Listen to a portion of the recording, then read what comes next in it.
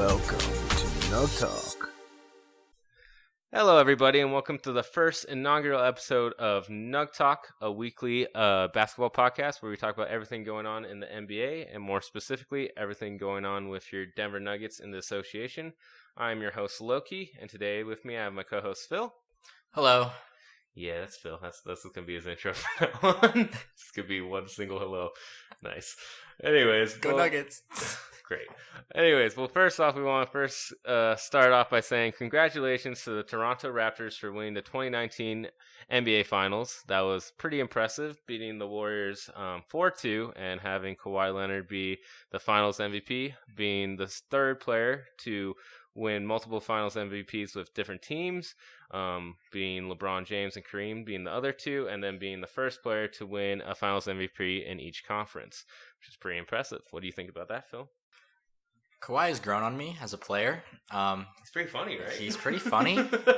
At the parade today, he mocked his laugh that went viral in the offseason, which is pretty cool. I think he has a good laugh. It's a great laugh. Everyone was chanting 5 more years at him at the parade, so we'll see how that goes. We all hope for 5 more years because anyone who stays in the East is good for the Nuggets. But obviously, they play the Warriors. The Warriors had a multitude of injuries. KD went down in Game 5 with a torn Achilles after coming back from a weird calf Achilles injury that no one really knows what it was. And then after that, in Game 6, when Klay was going off, he came down after getting hit by Danny Green on a dunk attempt and tore his ACL. But still respectively came back and hit those 2 free throws to, he could somehow come back in the game, give himself a chance. Which is also crazy to me that he told Steve Kerr, hey, give me 2 minutes. I'm coming back in. The man's crazy. Respect to him for that. But kind of insane. Anyways, though, but obviously with that, Warrior fans are complaining that they would have won the finals if it wasn't for all of their injuries. Which to that I say, it happens. Yeah, I mean, you probably would have, but injuries happen, so. Yeah, I mean, I agree. They would have probably won in 5 if KD played, but at the same time, injuries have happened during their finals runs for their benefit. As I can say in 2015, Kyrie got messed up. Love was out because, Kelly Olynyk is a crazy man and just ripped out Kevin Love's arm. That was aggressive. It was. And then in 2017, Zaza cheap-shotted Kawhi Leonard to actually end up hurting them in the future. But he went under his legs and got him out for a year. And then in last year, Chris Paul's hamstring injury kept them out from most likely winning that series. I think they would have definitely won that series. But so they can complain all they want, but I don't know. I don't feel bad for them. Do you feel bad for them? I do not feel bad for them. I feel bad for the players who got hurt, but I don't feel bad for the organization or their fans. Sorry. I mean, I don't feel bad for the fans either. But it is what it is. They were still a very good team. Steph still had a good finals for the most part. He's just not very clutch. Yeah. 0 for 8 in the last 20 seconds for go-ahead shots or game-winning shots, and just not very clutch. But I mean, he's a good player. He didn't have any help, Kian. Okay, we're not doing this stupid argument that LeBron never has help, and they're like, "Oh, you're the best player. You should win." And this is a dumb argument, and everyone needs help. Michael Jordan had help. Everyone had help. All right, it's dumb, but at the same time, Steph Curry. Come on, man. You got to make that 3. It's a pretty open 3. You're the best shooter of all time. You got to make that in the most clutch situation. So, yeah, that was unfortunate. Either way, he makes it. They were going to lose in 7 if Klay was out. So, does it really change anything? No, but at the same time, it wasn't very good. At the same time, come on, man. But yeah, come on. But with that being said, now that those guys are presumably out, well, Kevin Durant's most likely out for a year. Klay Thompson's probably out for most of the season, if not maybe till the playoffs, but I don't know if they would bring him back if he got healthy in the playoffs. They'd maybe just rest him for a year. Assuming they make the playoffs. True, assuming they make the playoffs, and assuming KD re-signs with them. Klay, I think, no matter what's re-signing with him because his dad said he's re-signing with him. Yeah. So hard to imagine Klay Thompson playing anywhere else at this point. Yeah, I mean, he just kept kissing ass to everyone on the Warriors, so I don't think he's gonna leave. Yep. But yes, with that being said, the West now looks like it's more open than it ever has been before, which resulted in probably one of the worst trades for Nuggets fans, and also just giving back so many just traumas of Laker issues. The Lakers traded for Anthony Davis. They traded away Lonzo Ball, Brandon Ingram, Josh Hart, and a multitude of picks, including this year's 4th pick in the NBA draft. So they basically traded their whole roster. Yeah, I think they have 3 players on their contract currently.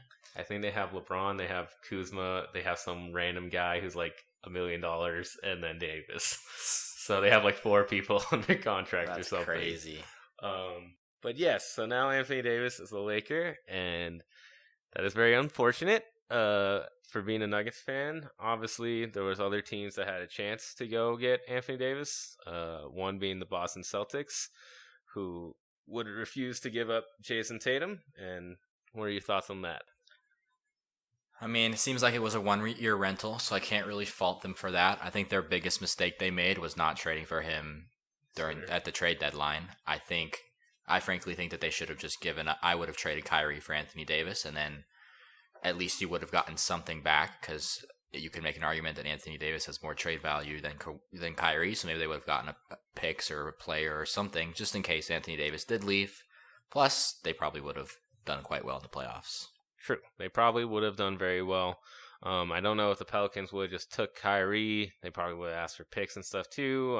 They probably wouldn't just want Kyrie anyways. But even then, I agree with you. They should have traded something for AD, just because whenever you play a waiting game, it just doesn't pan out well. I mean, look at the Knicks. The Knicks just, Jesus, man. It just all went downhill. There was reports they were going to get KD, Kyrie, and Zion. Now it looks like they're going to get RJ Barrett, maybe Kemba Walker, probably not even, and an injured KD. At least they get maybe KD. Who knows? Yeah, so that wasn't good. So that was one reason that they went away. Another team that was involved in trade talks was the Denver Nuggets, actually. We were talking with them just like we were back at the trade deadline. And talks apparently stalled. I think at the same issue that stalled back then is they wanted Jamal Murray, and we were unwilling to part with him. What do you think about that? I'm very happy with that. As Nuggets fans, we know that for some reason, we aren't the most attractive spot for free agents and pending free agents. We got weed and mountains. 2 things that most athletes cannot utilize, unfortunately. Kevin Durant still smoked weed before he played here. That happened. True, that did happen. So I don't think we should mortgage a potential star player in Jamal Murray for a 1 year of Anthony Davis. As fun as that year would probably be, it would be pretty rough afterwards. Not as rough as the Iguodala thing, because we still have other pieces to build around, but sure. I think we made the right move in not making that trade. True. I agree with you on that point. I know there's going to be some people who are like, oh, but the Raptors traded for Kawhi, and that worked out great. Like, why didn't we just do that? And I agree. It worked out for the Raptors very well, even though that was very shocking to me on my part. I did not expect it to work out as well as it did. But it did work out for them, and my argument to that is the Raptors had an old team. They didn't have a very young team. They didn't have a team with a lot of promise in the future. It was basically a win-now window. Kyle Lowry is pretty old. DeRozan, I mean, he's DeRozan. He's a great player, but he's not going to get you anywhere past like maybe the second round, sometimes Eastern Conference Finals, but most likely he's not going to do anything for you. So they were in a position where they saw they were at a stalemate. They took a chance, which was surprising because Masai Ujiri never took a chance with the Nuggets, except for Iguodala, which didn't pan out. But he did it. They took a chance. They went up, getting Marc Gasol. They did a lot of things. They were at a different stage of their NBA life. I think we are a very young team with a lot of young talent, and we should try to keep them together as much as they can to at least see what their potential could be. And I think that would have been more valuable. If there was any trade that I would have been okay with for Anthony Davis, it would have been maybe something involved around like Malik, Will, some picks, maybe MPJ. That's as far as I would go. Yeah, I still wouldn't want to give up MPJ, but then again, we have no idea what that's going to be. So it would have been probably worth the risk at that point. But we know more or less what we have in Jamal, so we should just stay the course. We're not in limbo like the DeRozan Raptors more or less were. We have a lot to build on. We were one game away from making the Western Conference Finals. Exactly. See, so we were in a good spot. I don't think it was worth the trade. Obviously, I commend Tim Conley for at least inquiring about it. You should at least give him a call, see what it would have took. Obviously, they wanted a shit ton. It doesn't help that we didn't have any picks this year either. Obviously, they wouldn't have been good picks anyways, but picks are picks. Teams want picks. Assets helps out no matter what. But at the end of the day, all the teams, the Knicks, I don't even think they were even rang up by the Pelicans to trade for AD just because they didn't have any assets at this point now. They didn't end up getting Zion, which is something the Pelicans ended up getting anyways. So they was just between basically the Lakers and the Celtics. Once the Celtics basically said we're not going to give up Jason Tatum, it was easy pickings for the Lakers. I still think that the Pelicans ended up getting a good trade. Obviously not as good as some people might think, but I think it's a fine trade. What do you think? They have a ton of young talent with potential. It's just hard to really pick out what was the centerpiece of the trade package. Was it Ingram? Was it Lonzo? Was it the fourth pick? If you include Kuzma in that trade, then he immediately is the centerpiece of that trade. So some Laker fans might not agree with you. That's true. Some Laker fans have a delusional love for Lonzo Ball and Ingram. Both of them. They both could be good players, but they haven't quite shown it yet. That being said, it was a serviceable trade for the Pelicans, considering that they're just going to lose him next year anyways. That's true. They probably were going to lose him next year anyways. It was a good trade, I think, in an opinion. I'm not as high on these guys as a lot of old Laker fans were. By old Laker fans, I'm saying not the new bandwagon fans that they just got. The ones who actually dealt with that shitty rebuild process that they went through, which was amazing as a Nuggets fan to watch. It was great. It really was satisfying. But obviously, Lonzo Ball, I think he'll be a good player. I think most likely what he could end up being potential-wise, a lot of people say he could get all the way as good as Jason Kidd ever was. I don't see that for him. I see him being like peak Rondo for Boston. He was running mate in LA for a little bit. He probably learned a lot of things from him. I do agree that some of his development and most of these guys' development got kind of butchered by playing with LeBron just because it's going to happen. He wants to win rings. He's not trying to develop young players. So I could see Lonzo Ball getting good. Brandon Ingram's a question mark right now. He has blood clots in his arms. He's apparently the skinny KD, which how does that even make sense? KD's already skinny. But skinnier KD. He's a skinnier KD. People are high on him. People think he's good. He had a good stretch last year. I just don't really think he's that amazing. I think he's going to be a good starter at most. I think. Yeah, he's like all these. The Pelicans are getting a lot of serviceable players, but they're getting Zion, and then if they want this trade to work out for them, I think they need to hit on that fourth pick. Well, apparently with the fourth pick, they are interested in trading it for Bradley Beal. Somehow doing that.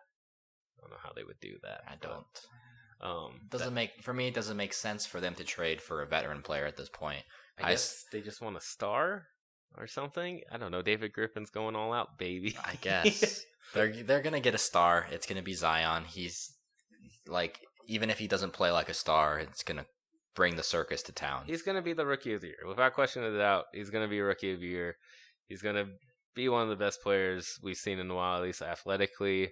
From a skill standpoint and how he matches up to once he gets to a level where people are the same status of him physicality-wise, at least for the most part. Obviously, he's still bigger than like a Jamal Murray. Like, if a Jamal Murray switch happened, I'm going to cry. Like, that's going to be the worst switch of all time.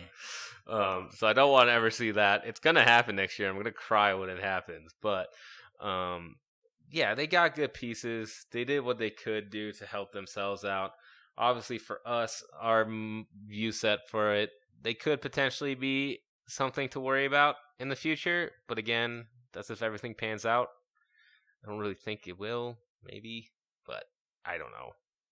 I just personally don't think that anyone should be questioning this trade if you're a Laker fan and if you wanted Anthony Davis on the Lakers. I think, even though I despise this man, I despise this man more than everyone. I respect him as a player, but he gave me too many nightmares as a Nuggets fan. Kobe Bryant, back in March when they were trying to trade for him in the trade deadline, when asked about would you trade for Anthony Davis, said Kyle Kuzma, Alonzo Ball, Brandon Ingram are the three of them better than Anthony Davis? No. Ciao. Bye. He's Italian, if you forgot. He always wants to remind you about that. Anthony Davis is one of the best players in the world. Not currently in history. I don't agree with that part, but maybe he could be one of the best in history. But he's got to win some chips. He's talented enough. What are we talking about? If you can trade for Anthony Davis, you do it. If not, all right. We have 3 players who are very young and work hard. They're smart and they have to develop. But if you can trade for Anthony Davis, you do it. I think that's the part of it. You had a chance to do it, you do it. Obviously for them, they're in a win now mode. LeBron's old. He's not going to be like this forever. At least I hope not. No. Let's hope it's not a Tom Brady situation. That would suck. That would be the worst. But, he's got things going for him. You just got to trade for AD. It made sense for the Lakers. It makes sense for AD to want to go out in New Orleans. They didn't ever give him any help. They got him a DeMarcus Cousins for a year, and then they didn't get him a DeMarcus Cousins. It just makes sense on all rounds. But obviously with the whole move changes, the West is still very open. People are looking into things. And the Houston Rockets have come up in the news as well, with CP3 being in conversations for trade talks, as well as Clint Capella, and also CP3 and James Harden having tensions between each other. And CP3 saying he liked playing without James Harden, which is weird. But what do you think? Well, you know how I feel about Chris Paul. I'm not totally surprised. This is definitely not the first time. It seems like this might have happened with the Clippers and even potentially with the Hornets. Is that what they were called when he was there? He was on the Hornets, but I don't think he had many issues on the Hornets. I think he was very likable. He was likable, yeah. So when he went to the Clippers, there was clearly, he became a dick, and clearly there was something that went on, maybe with Blake Griffin or Ballmer or something, and that resulted in him getting traded. I think trading him probably be smart for them. However, I don't think they're going to be successful with that. He's kind of old, and his contract is ridiculous. Fat, man. It's a fat contract. I can look it up. It's a very big contract. Keep going. And that being said, they may not, if they want to trade him, they're going to have to get significantly less value than he is when it comes to his production on the court. They're going to pretty much be guaranteed to lose that trade, because just value-wise. Yeah. It doesn't seem like they could really trade him at this point. You could, but I just pulled up his contract, and it's insane. It's 4 years, $159 million. It's like a couple of $100,000, it doesn't matter to them. And last year he got paid $35 million. This year he's going to get $38 million. Next year he's going to get $41. And his last year, when he's 36 years old, he's going to get $44 million. So it's unlikely that that's going to happen. I don't think anyone would want to pay 36-year-old Chris Paul $44 million. And then there's Capella, who I don't think they should trade. I wish they do. I wish they would, because that's like the one center that our friend Nikola Jokic struggles with, or one of the few. Yeah, you just can't. That pick and roll that screws us every time. Yeah. It's impossible. Bright side is the West is going through some turmoil. There's no longer a vice grip on the Western Conference held by the Warriors or any other team. It's relatively open, and it's realistic to want the Nuggets and maybe potentially expect the Nuggets to make a run at least the Western Conference Finals, and we'll go from there. Yeah, I think that's definitely a fair point. Also, just to sidetrack back onto the Chris Paul thing, when he was on the Clippers, he did have a lot of issues with DeAndre Jordan, Blake Griffin, but somehow he kept getting DeAndre Jordan in those State Farm commercials to dress up in a dress. I'm not making fun of him dressing up in a dress, but I'm just like, if you guys hate each other, DeAndre Jordan, why are you saying yes to that? I guess for the check, probably. Maybe the check was big, yeah. But man, what is State Farm paying these guys to get two guys who hate each other to make a movie? A commercial with each other. What are they doing? But remember the DeAndre Jordan saga when they locked him in a door? That was hilarious. That's crazy. They literally locked him up, and they're like, "Don't leave, don't leave." And then he ended up going to Dallas anyways. Yeah, just 2 years later. And then he's on the Knicks now. DeAndre Jordan's career kind of got weird. He's just not much to have. He's eventually going to be a backup in the league, and hopefully that's sometime sooner than later. But when he can keep getting them starter checks, he's going to keep getting them starter checks. So that makes sense. But yeah, I agree. I don't think Chris Paul is going to get traded. I think anything when I saw KD and Clay go down, I immediately thought Houston was going to double down on the roster. If anything, try to find a way to get Trevor Ariza back in free agency, something like that. Hopefully they don't do that. It just still doesn't pan out that well. But I think their team is good enough to be one of the top contenders in the West again, up there with us, the Lakers, the Trailblazers. I mean, we have to say the Trailblazers. I guess. You gotta say them. They did beat us. They're always somehow good. And Nurkic will be coming back.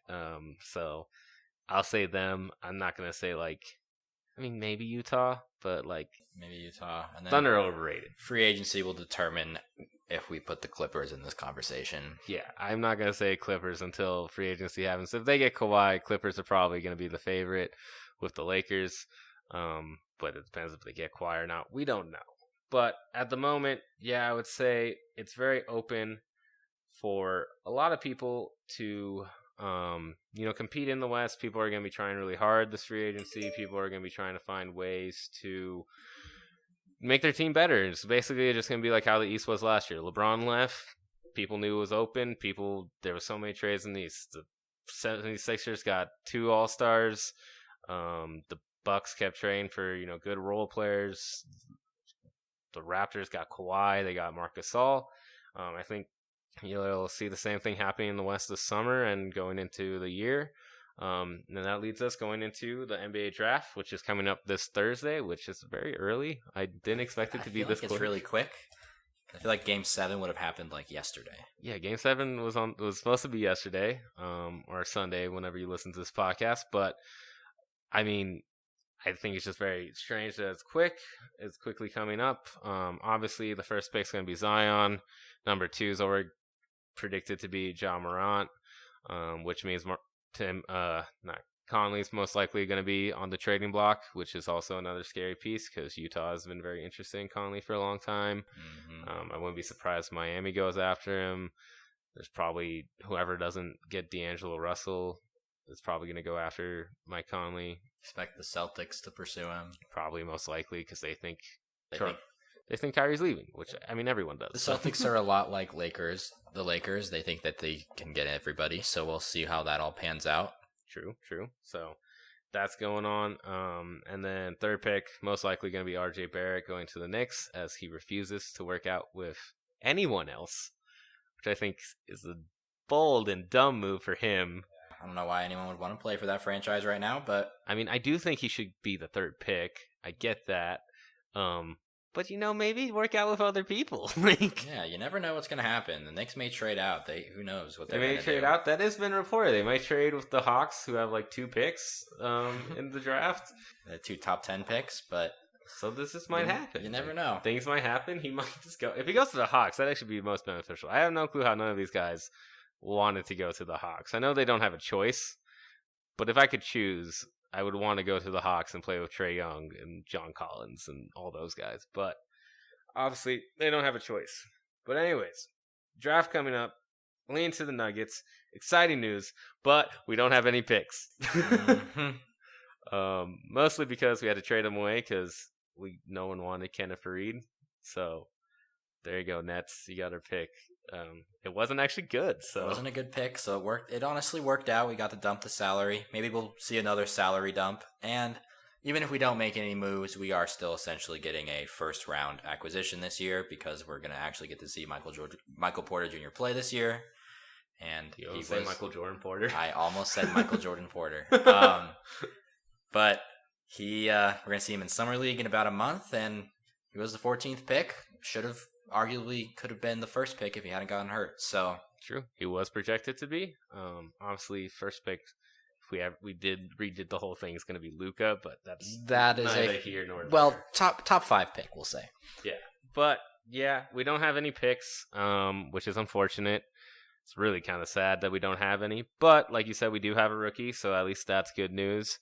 But there's still some options that we could do. I'm going to sling some towards you, see what you think about it. So the first one is, you got to get rid of Will Barton. I think he's getting paid way too much. Yeah, and he should not be anything more than a sixth man for us, and he's getting paid way more than a sixth man should be paid. That being said, you can also say the same thing as Mason Plumlee. He is being overpaid for a backup center. That's the next thing that's coming up, all right? Don't skip Sorry, ahead, right? I skipped. Don't get ahead of horses, myself. man. Anyways, yes, Will Barton, I think we need to get rid of him. It was shown throughout the year that our best starting lineup was with G Leaguer Torrey Craig, who I'm so proud of, because that man raised on up from the G League, and he's never going back down there, never man. Leaving. This guy will play as hard as he can to make sure he never goes back to Iowa or wherever our G League team is. So, props to Torrey Craig. And also, we had the immersion for the most part of the season of Malik Beasley, especially after he had his child as well. Same type of like Fred VanVleet thing going on.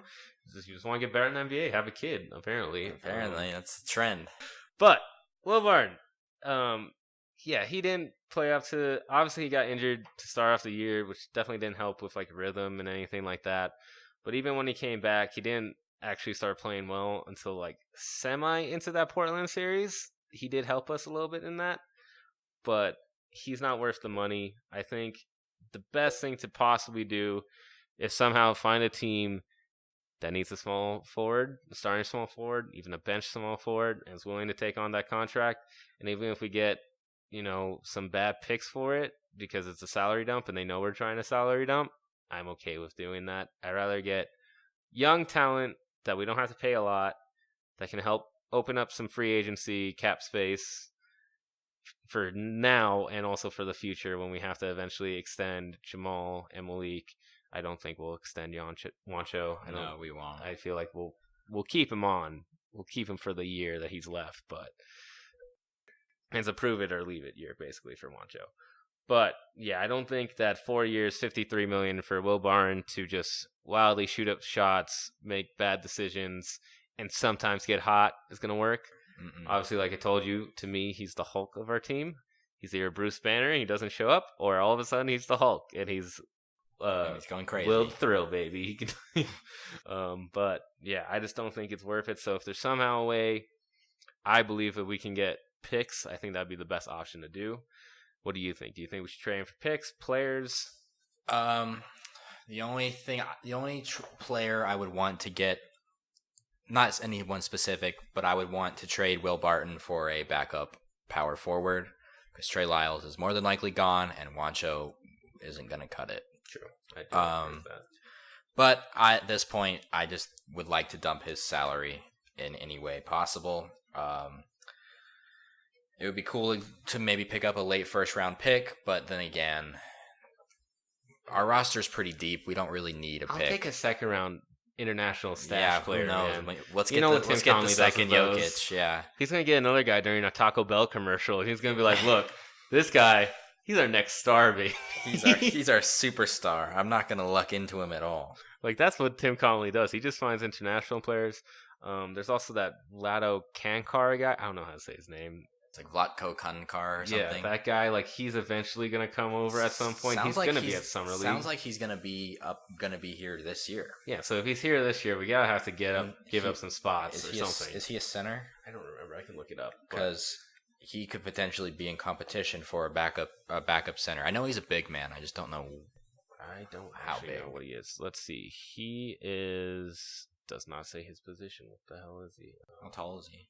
He's 6'11", so he has to be like a power forward or center, or maybe he's just like a really, really tall small forward or something like that. I don't know. On a Google search, it says he's a small forward, but that seems he could be a small forward. That's possible now. There's big guys who are small forwards. Well, it looks like he is listed as a small forward. Okay, well there we go. So there's something there in case MPJ doesn't work out, which hopefully to God he does. I pray every day. But yeah, so that's one thing. I think getting rid of Will Barton's definitely number one option. He's been a great guy for our team, but I didn't even think we would re-sign him last year. I definitely thought he would leave. I didn't think we would pay him the money we did pay him.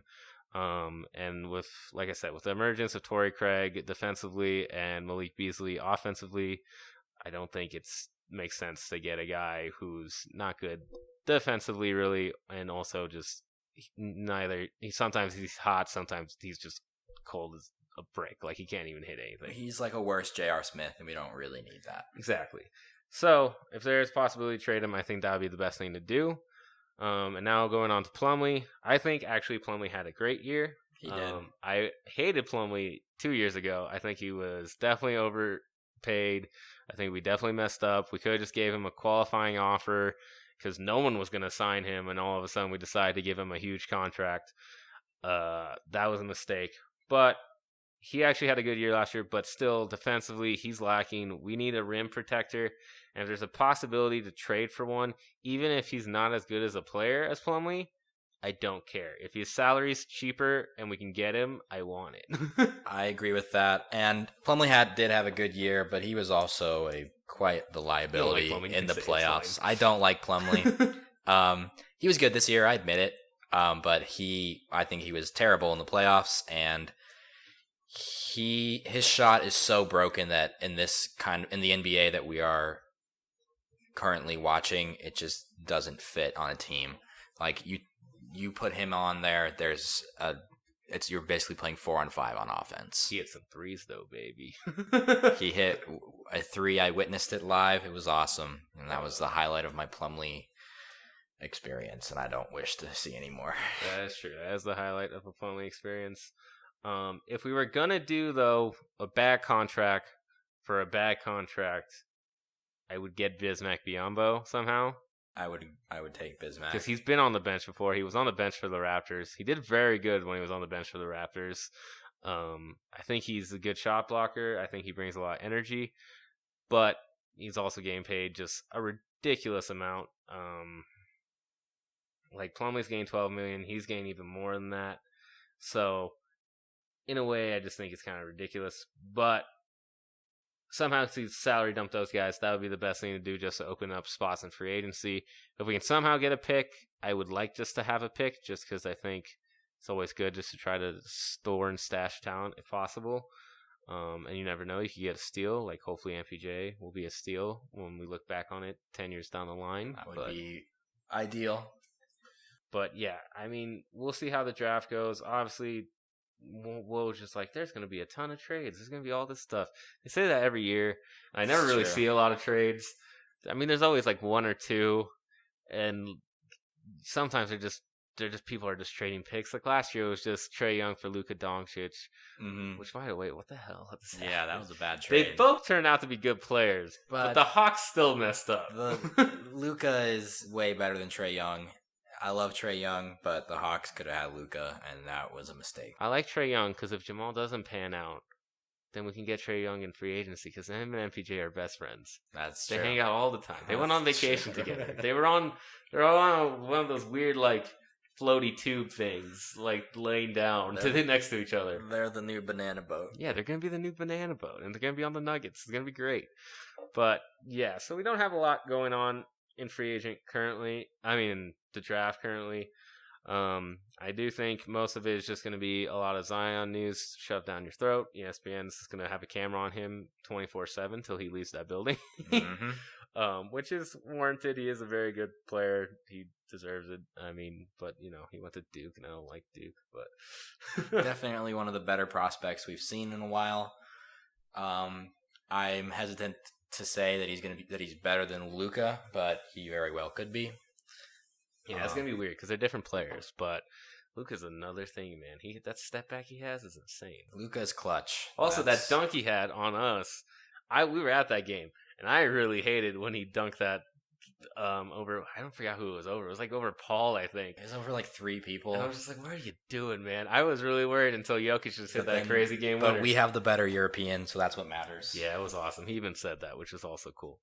But also at the same point, like I said, we'll see how the draft goes. We'll see how everything after this AD trade goes. There's going to be a lot of movement. There's going to be a lot of players going from here to there to everywhere you can basically think of.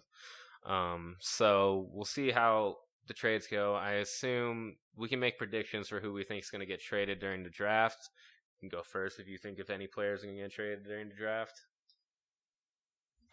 Blake Griffin potentially has potential. He does have a leg injury, but potential. Yeah. There's probably other ones. I can't think of any, but I think of Conley. I feel like he has to get traded if they're getting Ja.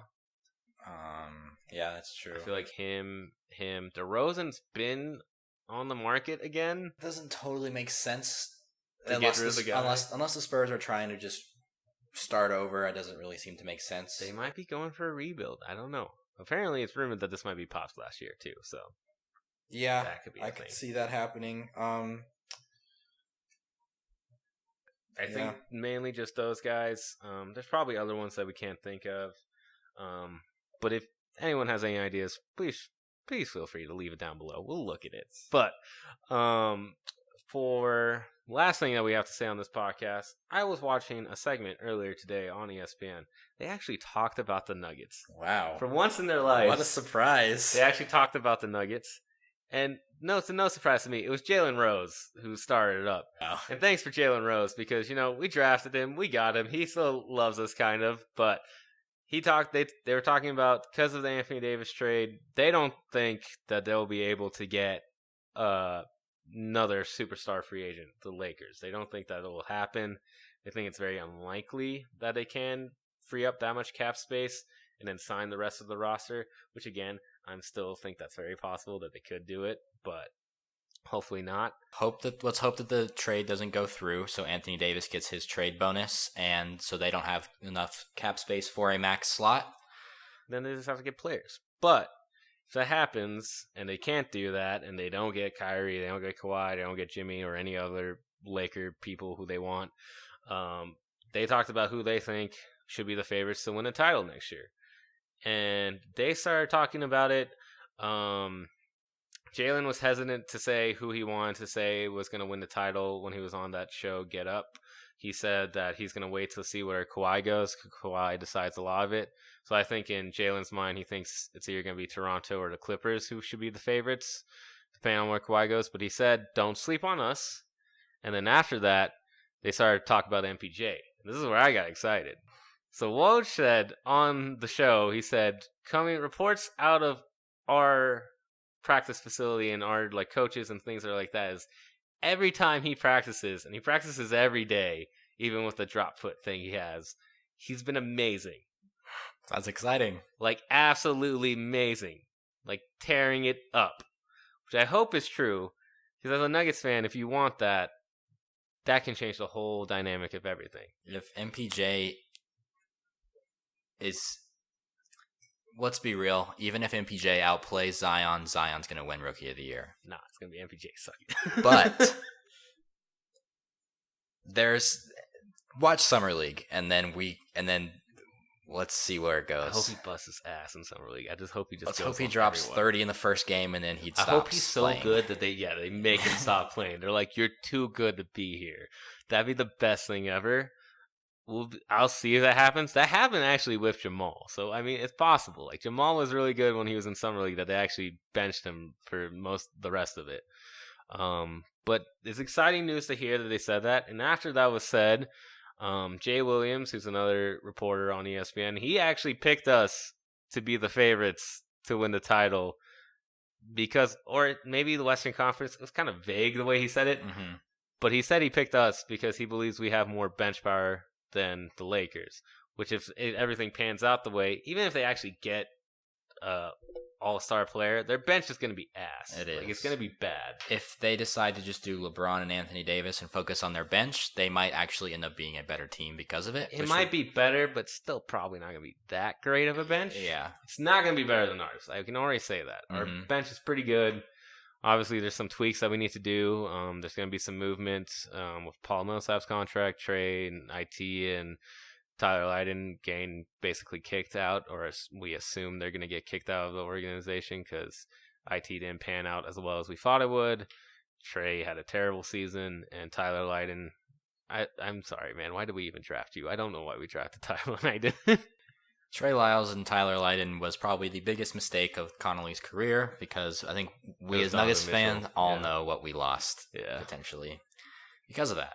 Yeah, but Donovan Mitchell, man, who cares? I know you have a love better. for Gary Harris, my friend, but if we had Donovan Mitchell...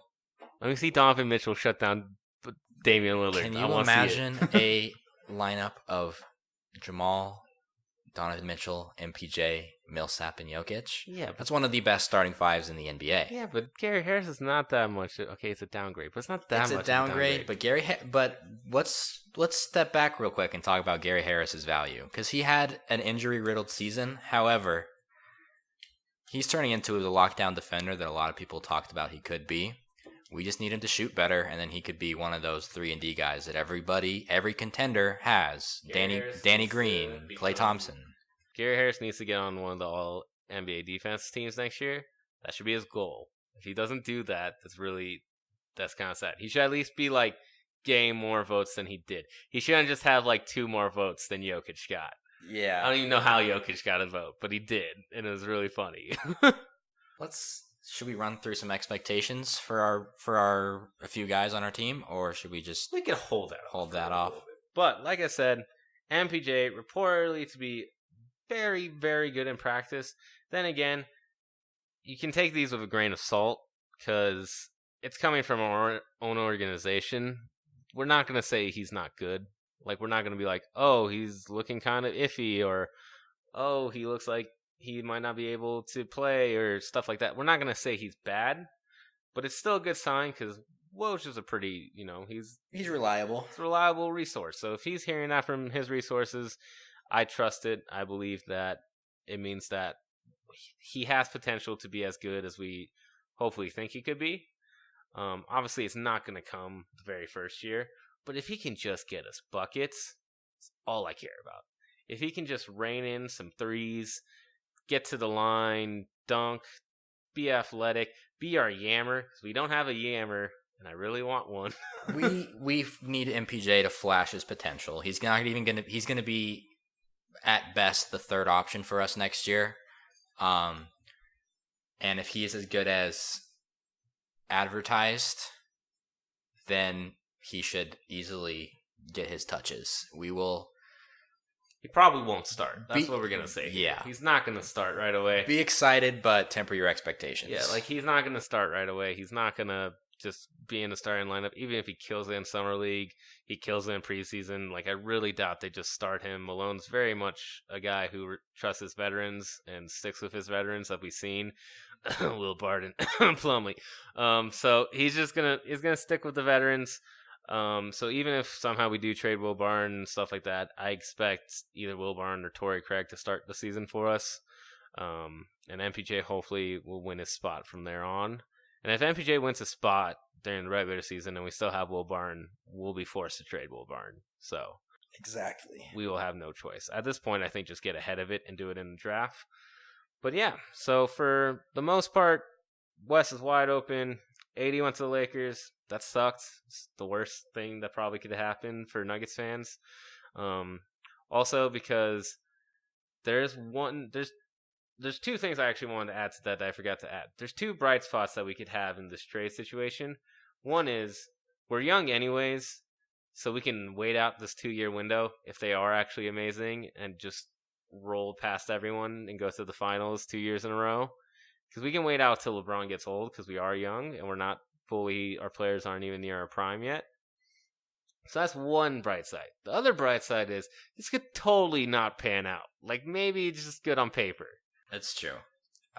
Probably will pan out, but hopefully not. LeBron is probably too good, too selfless for it to not work out in one way or another. But kind of with what you were saying, the Lakers have this window. When LeBron's gone, they have Kyle Kuzma as a young prospect, and that's it. And they won't have any picks. And they don't have any picks. The picks will be gone. They've kind of mortgaged their future on winning in these next couple of years. We can afford to wait them out. Obviously, we're going to be rooting for the Nuggets to win every year, but it doesn't need to be this heartbreaking thing that the Lakers got Anthony Davis, as much as it sucks because I like Anthony Davis, but I hate the Lakers. So yeah, I don't like any of them now. That's Yeah. bad. But at least, that thing's happening. Draft's coming up. A lot of movement's going to happen. Hopefully, these are the things as Nuggets fans we can hope for. Hopefully, the Lakers don't end up finding a way to open up their cap space. Hopefully, the Rockets trade away Clint Capella for just nothing, and we can finally not have to deal with his alley-oops and just demolishing Jokic in the paint for some reason. I don't know why. And hopefully, we can somehow get a draft pick or salary dump so we can get free agents to come and play here. And if that doesn't happen, then on the next podcast, we can talk about ways how we can free up cap space involving Millsap. But yeah, so that's the podcast for today. Thank you guys for listening. Make sure to subscribe if you like it, leave a like, and then leave some comments for how we can get better or if there's anything you want us to add. Thanks, and talk to you later. Go Nuggets.